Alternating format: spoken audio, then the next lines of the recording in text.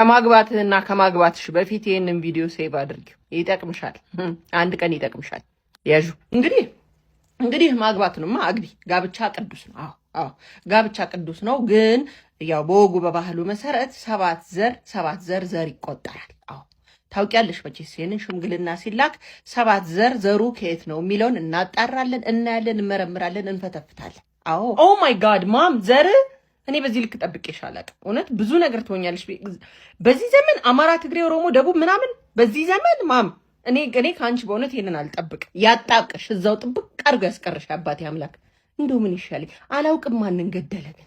እንደው አንድ ነገር እኮ ካላወቅሽ አላውቅም ምን ማለት ነው አያቴ ብሎ መጠየቅ ይቀላል ወይስ እንደው ዝም ብለሽ መባዘን እዛም እዚህ መባዘን? 7 ትውልድ የሚቆጠረው መቁጠሪያው ሚስጥሩን እንኳን ታውቂያለሽ? እስቲ አላውቅም በይና ላስረዳሽ። አላውቅም እኔ የእውቀት የንባብ ደሃ ነኝ፣ አእምሮዬ ገና አልበሰለም በይና ላስተምር። እንዲህ አይነት ነገር አልወድም። በቃ አይ ላይክ ሂም ሂዝ አ ጉድ ሉኪንግ ሂ ሃዝ አ ሴኪዩርድ ጆብ ማለት ጥሩ ስራ አለው፣ ላይክ ገቢ አለው፣ ቆንጆ ነው፣ መለመላ አንቺ የምትወጂው አይነት ረጅም ነው፣ ፋይናንሻሊ ሴኪዩር ማለት ገንዘብ አለ፣ ይሰራል። ሶ ዋትስ ዘ ዲል ማም? እንዴ ምን ሆነሽ ነው? ለነገር ወደሽ እኮ አይደለም። አንድ የትውልድ ክፍተት መጥቶ ነው። አባትሽ አላስተማረሽ፣ እናትሽ አልነገረች፣ ወደው አይደለም። አዛ ማርንጌቻ ትዊስት ምናምን እያሉ አንድ ትውልድ ክፍተት ፈጥረን ነው።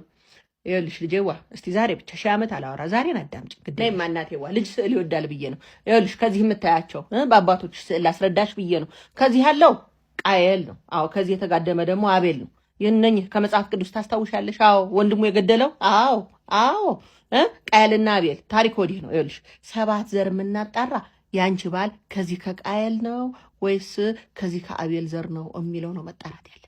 አይገባሽም? ቆይ ልቀጥ እንግዲህ ብለሽ አዳምጪ፣ አትለፍልፊብኝ ወደዛ ልጄዋ። ይኸውልሽ ከአዳም በኋላ የሰው ልጆች ዘር በሁለት መስመር ተከፍለው ነበር። አዎ አንዱ የሴት ወይም የአቤል ምትክ የሆነችው የሴት ይባላል።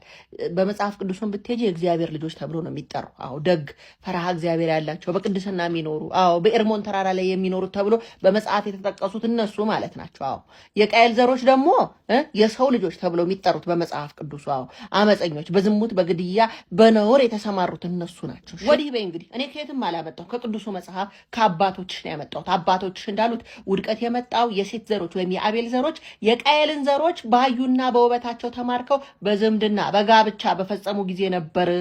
ዘር አይቀላቀልም። ይኸውልሽ ቆይማ ልመጣልሽ ነው እንግዲህ ማዳምጪ። እድሜ ልክሽ የምትጣመሪ ከአንድ ሰው ነው አይደለም? አዎ የቃየል ዘር ብታገቢስ ነው ወንድሙን ገድሎ ቃየል ምን አረገ ንስሐ አልገባም የሚል ስህተትን አምኖ የማይቀበል ጭንቅላት ነው ያለው። አመፀኛና ግትር ብታገቢስ ተቃጥለሽ ትፈነጃለሽ እንዳጸዱ እንደ እንትና አዎ ይኸው በመጽሐፍ ቅዱስ ብትሄጂ የዚሁ ዘር ልጅ ይባል የሚባለው ምን አረገ? እምቢልታ መምታት የሙዚቃ መሳሪያ ሰራ። አዎ ከፈጣሪ ሕግ ወጣ። አዎ ቱባል ቃየን የሚባለውስ ምን አደረገ? የነሐስ የብር አሁን የምታየው ሁሉ የጦር መሳሪያ የፈጠረ የማን ዘር ሆነና? የቃየል ዘር እኮ ነው።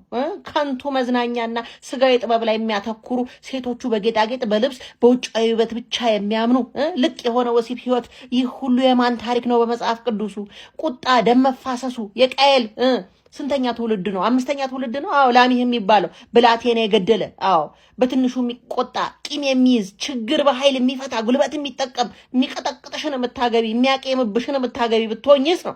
አዎ ስደት አለመረጋጋት ልዩ ባህሪ የሆነው የቃየል ዘር ብታገቢስ?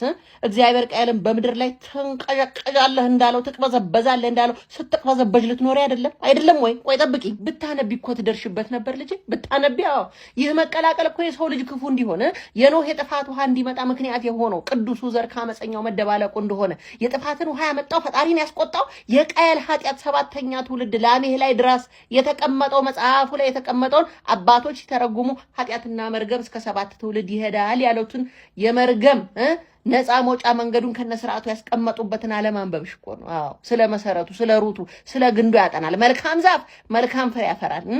አንቺ አንድ እሱን አይደለም የምታገቢው። እሺ የምታገቢው ብዙ ነው። የደም ትስስር ነው። ከማጋ ነው የምትተሳሰሪ ልጅ? በይማ ንገሪኝ እስቲ እችን ቀን አወቅኩት ብለሽ አንቺ ልትለዩ ነው? በዚህ ቀን ትውውቅ ልትለዩ ልታቂው በአመታት አጥንተሽ ልደርሽበት ባልሽን አወቅሽው ልትይ? አዎ ልንገርሽማ የምታገቢው እንዲያው የዚህ የቃየላዊ ጠባይ የቁጣ የቅናት የአመጽ ልጅ ነው ወይስ እንዲያው የዚህ የአቤላዊ ጠባይ የትህትና የጸሎትና የታማኝነት ነው? የቱ ነው? መልካም ዛፍ መልካም ፍሬ ያፈራል ልጅ አትርሺ። የብርሃንና የጨለማ ዘርን ነው እኛ የምንለየው። የቃየል መርገም ነው ያለበት ወይስ የዘር ንጽህና?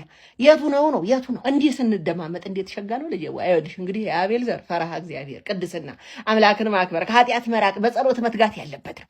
ትእዛዝ እግዚአብሔርን ማክበር። መጽሐፍ ቅዱስ የእግዚአብሔር ልጆች የተባሉ እነሱ ናቸው። እነሱን መምረጥ ነው ዋናው። አዎ መንፈሳዊ እውቀት ባለቤት የሆነው ሞትን ሳይነካው ያለፈውን ሄኖክን ብታይ በዚህ የዘር መስመር ያለፈ ነው።